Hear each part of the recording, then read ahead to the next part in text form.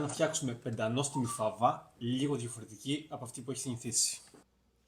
Ξέπλυνε τη φάβα πολύ καλά μέχρι να βγαίνει καθαρό νερό για να μην χρειαστεί ξάφρισμα.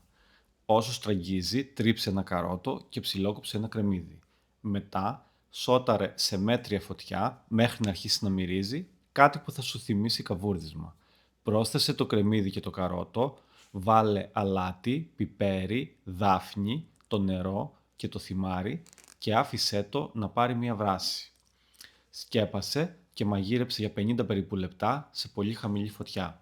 Μην ανακατεύεις τη φάβα κατά το μαγείρεμα γιατί θα σου κολλήσει. Στο μεταξύ, σόταρε και μερικά μανιτάρια μαζί με θυμάρι και μία σκελίδα σκόρδο και όταν η φάβα είναι έτοιμη, βγάλε τη δάφνη και μπλένταρε με ένα ραβδομπλέντερ μέχρι να γίνει ηλία. Έχεις στο μυαλό σου ότι όσο περνάει η ώρα τόσο θα πίζει. Σέρβιρε με τα μανιτάρια και καλή όρεξη.